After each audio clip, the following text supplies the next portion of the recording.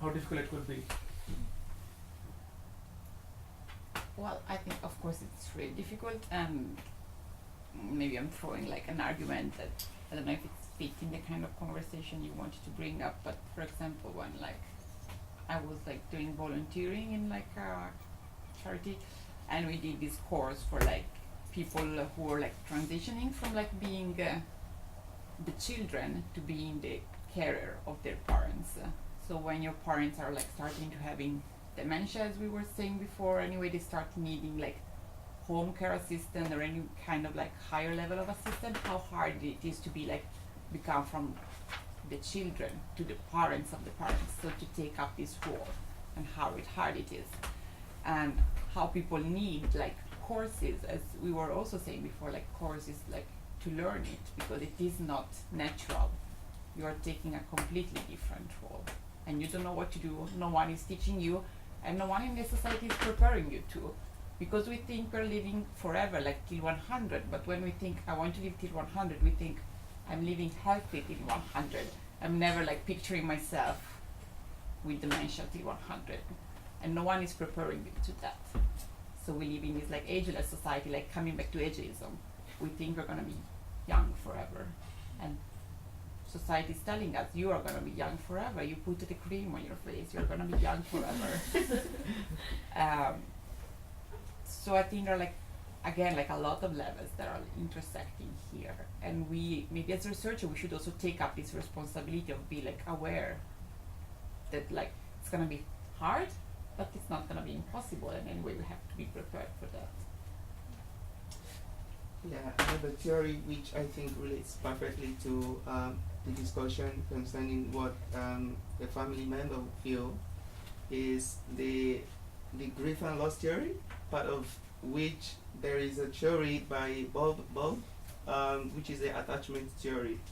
And the theory says that the amount of grief you feel in describing uncertainty, which is a very strong theme coming up in this discussion, from what I have read in the reviews of most of the ESRs, is that your grief or your uncertainty around the grief you are going or what you are going to be going through in expectation, your uncertainty would be dependent on your form of attachment. And they call this the attachment theory.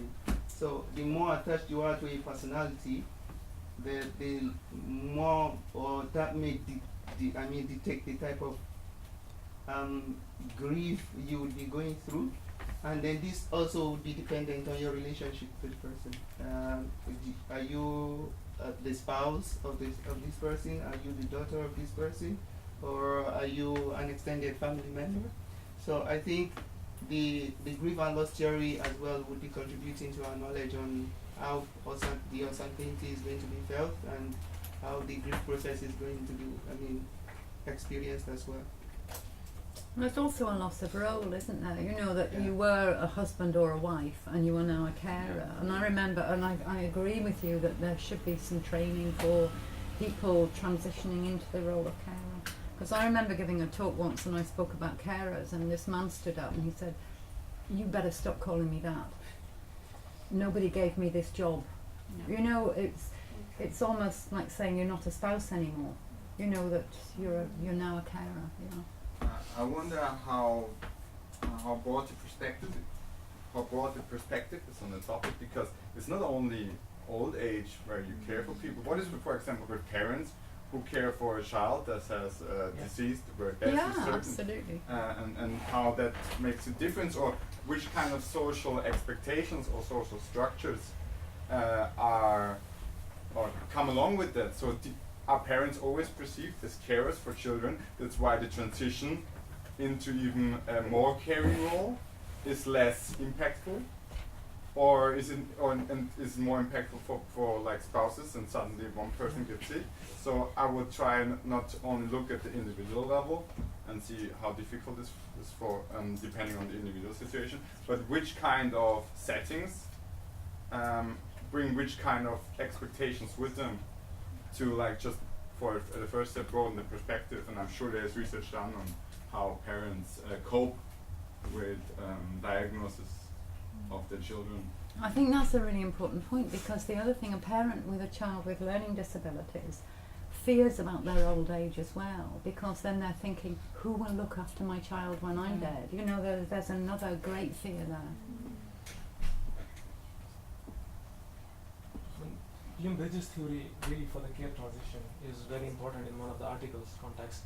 That family caregivers often experience insufficient preparation for the role they are, they're chosen to play. I mean, it's not that they opted for that, but they fall into the place. And there are three different themes if we consider in the care transition. The theme is they're not sufficiently prepared.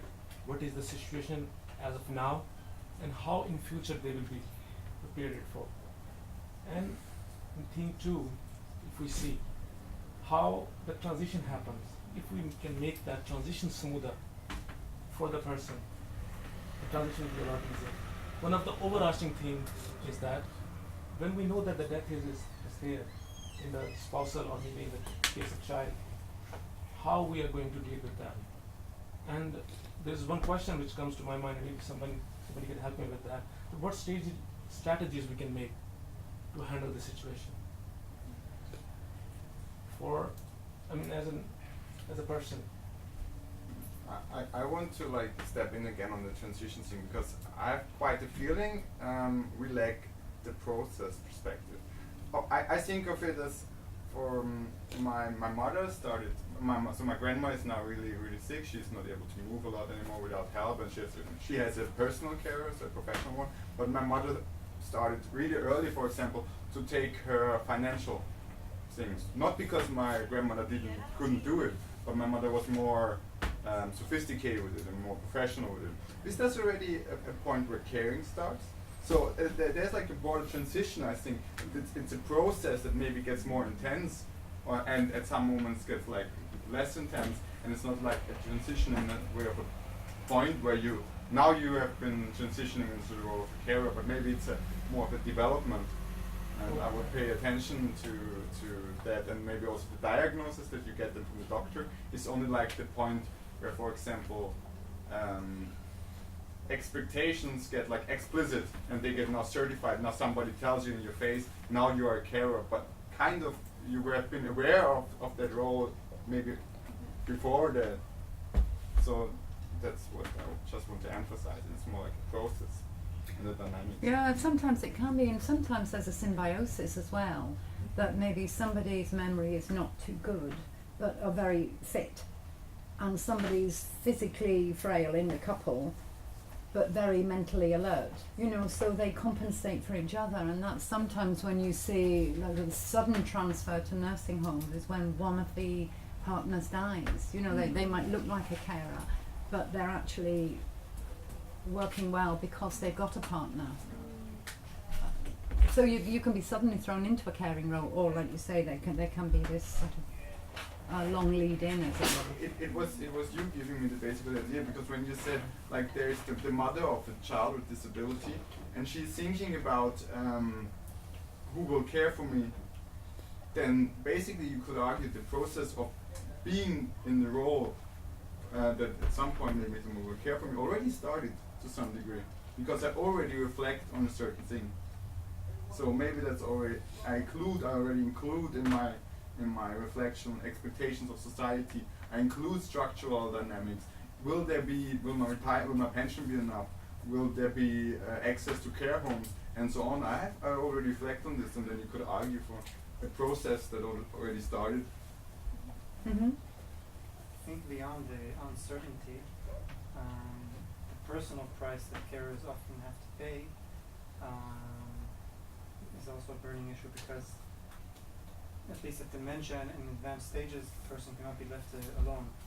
And then if the spouse, for example, is the main caregiver, then suddenly if they were used to going out every day or meeting people or doing their own thing, then suddenly they cannot. And then you hear about that, today I cannot go outside anymore, I am homebound. And this also has a personal cost, because they suddenly feel more lonely, and this is linked to also deterioration in health. So this is also the personal But also not if it's a spouse. Also if it's children and parents, they also have a personal price, and if it's at work, and some quit their jobs or reduce the amount of work that they can do. And this also has a financial aspect of cost. Yeah. And also we're sort of saying spouse with a sort of underlying assumption that you actually like your spouse. There's some people that really don't like their spouse, and then they That's don't true. want to care for them as well as. Or they revenge, or they give revenge Yes. for all the Yeah. things that- I heard. Exactly. Yeah. Now I'm paying back for all the things that I suffered from. Yeah. all the years. Or a child who doesn't like their parent. You know, Yes. and then, Mm. That's Yeah. hard.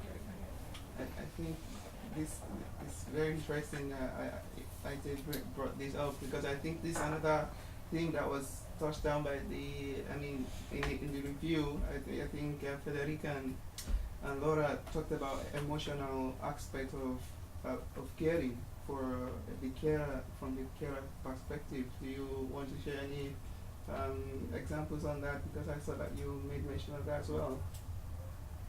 yeah, that was something that they talked about that came out in one of the readings, and I think this is a good point that when you're caregiving, it's not just the physical caregiving, but you're managing so many things. You're managing your financial situation, you're managing future plans for if they need to move into a care home or whatever. You're thinking about that you have the awareness of death. That was kind of the overlying thing. And then, a lot of times there's all studies that talk about caregivers their own priorities are last, and especially their emotional work is last because they're maybe also working or they're maintaining things. They're trying to give care, and then their emotional health can really suffer. But fortunately, with research on that, there are a lot of supportive programs more and more now, I think, on that. But the caregiver burden and burnout can be really high. In a palliative study, despite feeling eager to prepare for the role of caregiving, there are few areas where even caregiver is not ready to give answers. I mean, in that study, they clearly make a reference that there are some areas where even caregivers are not comfortable in the first place to discuss that and to come up with answers. The reason could be maybe emotional reason, or reason maybe is the financial reason that they don't have any answers for that. Even they're very eager to provide the care and everything. But there are areas. And I think it's really interesting when, for example, when we get a child, we get a lot of education from the woman who or the midwife. Midwife, like you're going out with knowledge on how to be. And I wonder, at least I know in Austria there's quite a city countryside difference in how much information you get from hospitals on what is needed in care. Also knowledge on how to protect yourself as a carer, how to take care of yourself as a caregiver. And I really think there's a lot to do in Austria in this regard. The kind of diversity we have here, I mean, every culture will have a different definition of a caregiver and expectation of a caregiver. I mean, if you look at that, maybe the role is there, father, mother, son, daughter, but the expectation is different according to the different cultures. It could be difficult in Saudi Arabia, it could be difficult in Pakistan, and it could be difficult in China or South Korea, but might be difficult or different in Sweden. So as a caregiver, I mean, sometimes it's a government responsibility. They say it's not my role to play. As the transition is on the other hand, I need to do my job, my business, my responsibilities. How can the added burden on me? But in some cultures, it's automatically understood that this responsibility of caregiver. So that makes care transition very difficult. Sometimes the boundaries are not very clear. Who is there to provide the care? Yeah, we're looking at it really from a modern medicine perspective, but in areas with more traditional medicine, I think expectations are very different of children, caregivers of their parents or spouses of their family members, and maybe families are not so segregated as well. It's more normal to have to be living together. And like when I worked in Switzerland, very often there were no caregivers. Like there was nobody who would care like directly. So it's very common that there are external people coming there, which is again a very different role and very different. What do you think are the implications, like stronger cultural norms forcing spouses or partners or whatever to give care? Like it's self-evident that you will do that. Is it then easier to give care because you kind of programmed already towards it? Or is it or is it more difficult in societies where you kind of have like choices? What do you think? I mean, I don't have an idea. That would be an interesting Well, and question. then also the structure of society would also really affect that. So like if you are taking care of your parent, but your parent could also be living in a nursing home, maybe your work life would not be as flexible for you because they would expect that you have other care options than just you caring for your parent.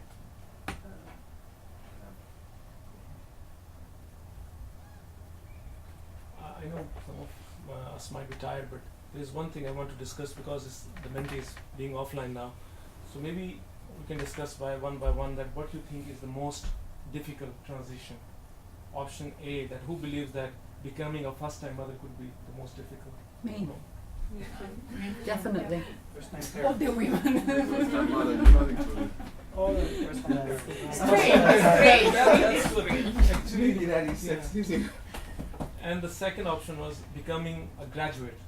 Is it a difficult transition? I mean, new role, new job, new responsibilities, and you're sometimes feeling lost. Uncertainty. You just stop having your horizon being set. So who You believes choose. this is a difficult one? Oh, interesting. So, and then the third one is being centenarian. We have one. But I think we don't see It's the much more transition being Okay. I think we have to be centenarian first, and then maybe we can see. Yeah. Right. And maybe I think going into retirement is Yes. a real Yeah. transition. Yeah. I would say that would have a small transition to business engineering. And the last option is getting engaged. In marriage. Is it? Yeah, marriage. Or getting married. Maybe. I don't know about Bigger transition. It's unknown, I guess.